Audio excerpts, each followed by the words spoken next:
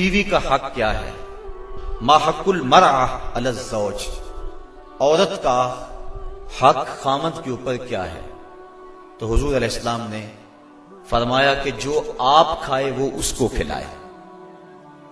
یعنی یہ نہیں ہے کہ میاں اور بیوی کے کھانے میں اور ان کی غذا میں فرق ہو، جس طرح کا کھانا خود کھائے اس طرح کا اپنی بیوی کو کھلائے۔ اور دوسرا فرمایا کہ جس طرح کا خود لباس پہنے اس طرح کا اپنی بیوی کو لباس پہنائے۔ تیسرا حق حضور علیہ السلام نے یہ بیان فرمایا کہ تو اس کے چہرے پہ نہ مارے، گھر میں 100 شکر رنجی ہو جاتی ہے، ولا یضرب الوجہ، چہرے پہ نہ مارے۔ آقا کریم علیہ السلام نے فرمایا لا تضربوا اماء اللہ، اللہ کی لونڈیوں کو مارو نہ، منع فرمایا گیا۔ بعض مرد اپنی حاکمیت جگانے کے لیے، اپنے تغلب کو ظاہر کرنے کے لیے عورت پر تشدد کرتے ہیں اور سمجھتے ہیں کہ یہ ہم نے بڑی بہادری کی ہے۔ یہ کوئی اچھا کام نہیں ہے وہ جو اس نے کیا ہے، شریعت نے روکا ہے، منع کیا ہے۔ عورت مارنے سے درست نہیں ہوگی بلکہ معاملہ اور خراب ہو جائے گا۔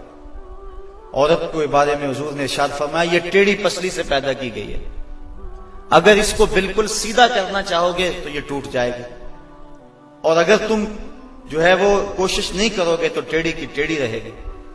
اس لیے اس کی اصلاح کی کوشش بھی کرو، لیکن یہ تصور کہ بالکل درست ہو جائے۔ عورت کی کچھ چیزیں عورت کا حسن ہے۔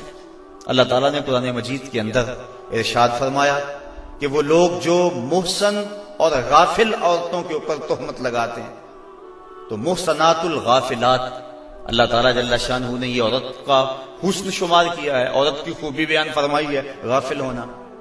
مرد بڑا زمانے ساز ہو تو یہ اس کا حسن ہے، لیکن عورت بھولی بالی ہو، صرف امور خانہ داری کو جانتی ہو، باہر کے معاملات کو نہ جانتی ہو، یہ عورت کا حسن ہے۔ تو یہ لازمی نہیں ہے کہ عورت بھی مرد کی طرح تیز ہو۔ آج جس معاشرے میں ہم جی رہے ہیں، آج عورت کو مردوں کے مقابل کھڑا کر دیا گیا، اور وہ گھر کے کام کو بوجھ سمجھتی ہے، اور ہوٹل کے اندر کتنے کتنے لوگوں کو کھانا کھلا رہی ہے۔ گھر میں کہتے ہیں میرے ساتھ ظلم ہو رہا ہے، ایئر ہوسٹس بھرتی ہو گئی ہے تو 400 جو ہے وہ مسافروں کو جو ہے وہ پانی پیش کر رہی ہے، اور کتنے لوگوں کی بھوکی نظروں کا شکار ہو رہی ہے، ہر کوئی اپنی خواہش کے مطابق اس سے بات کر رہا ہے، تو وہ اتنے لوگوں کی خدمت کر رہی ہے۔ یہ ظلم نہیں ہے؟ اور گھر میں 10 بچوں کا کھانا پکائے، اور اپنے خامند کے باپ کا اور اس کی ماں کا کھانا پکائے اور ان کی خدمت کرے، تو سارے چیخ اٹھتے ہیں یہ ظلم ہو گیا، ادھر 300 اور 400 لوگوں کی خدمت کر رہی ہے۔ یہ عجیب سا ماحول ہے۔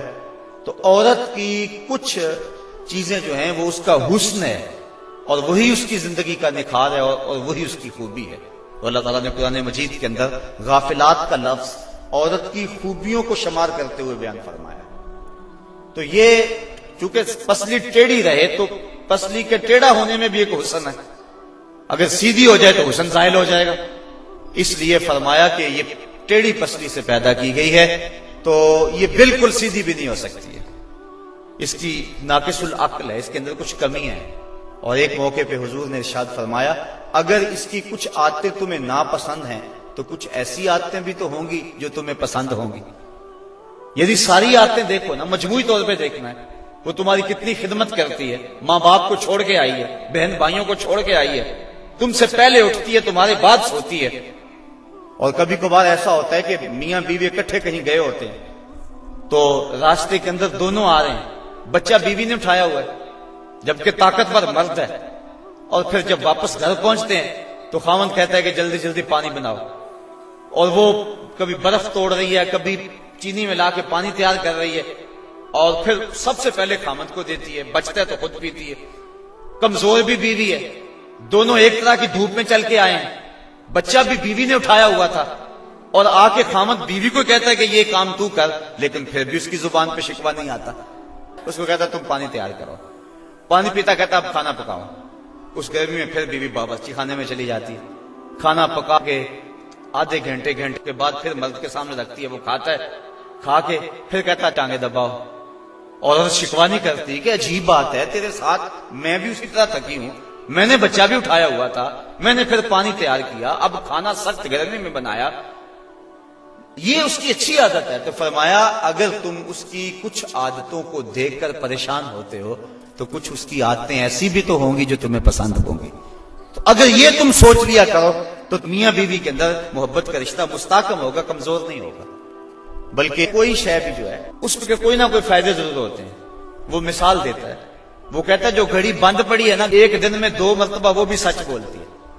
مثال کے طور پہ گھڑی بند ہوگی 12 بجے، تو جب دن کے 12 بجے ہیں اس وقت گھڑی سچ بول رہی ہوتی ہے، رات کو جب 12 بجتے ہیں تو گھڑی سچ بول رہی ہوتی ہے۔ کہتا جو خراب گھڑی ہے وہ بھی دن میں 2 مرتبہ سچ بولتی ہے۔ تو اگر کسی شخص کی خرابیاں تمہیں نظر آئیں تو اس کی کوئی خوبی بھی ڈھونڈ لیا کرو، مکھی کی طرح نہیں کہ سارے بدن کو چھوڑ کر جہاں زخم ہو وہاں ہی بیٹھنا ہوتا ہے، جہاں خوشبو ہو وہاں بھی تو جاؤ۔ اس لیے فرمایا حضور علیہ السلام نے، اور ذرا غور تو کیجئے، خاندانوں کو جوڑنے کا اور میاں بیوی کے اندر باہم محبت پیدا کرنے کا یہ کتنا حکمت بھرا جملہ ہے۔ یہ جوامع الکلم سے ہے یہ جملہ، اور کتنا حسن ہے اس جملے کے اندر۔ فرمایا اگر اس کی کوئی بات تمہیں ناپسند ہے تو کوئی اس کی ایسی بات بھی تو ہوگی جو تمہیں پسند ہے، اور تم اس کو دیکھ لو۔ بلکہ صوفیہ فرماتے ہیں اگر خوبی دیکھنے کا شوق ہو تو کسی اور میں دیکھو، اور برائی دیکھنے کا شوق آئے تو اپنے اندر دیکھو۔ اگر انسان اپنی زندگی کے اندر یہ رویہ بنا لے تو زندگی میں حسن آ جاتا ہے، لیکن ہمارا جو عمومی رویہ ہے، ہم برائیاں اوروں میں دیکھتے ہیں اور خوبیاں ساری اپنے اندر دیکھتے ہیں۔ وہ کیا کسی نے کہا تھا کہ کسی کی طرف انگلی اٹھانے والا ذرا غور تو کرے کہ باقی انگلیاں اس کی اپنی طرف اٹھ رہی ہیں، تو ذرا تدبر تو کرے، ذرا غور تو کرے۔ اس لیے فرمایا اگر اس کی کوئی عادت تمہیں ناپسند ہے، ناگوار ہے، تو کوئی اس کی ایسی عادت بھی ہوگی کہ جو تجھے پسند ہوگی۔ اس عادت کو دیکھ کر کے تم اس کے ساتھ محبت کر سکتے ہو۔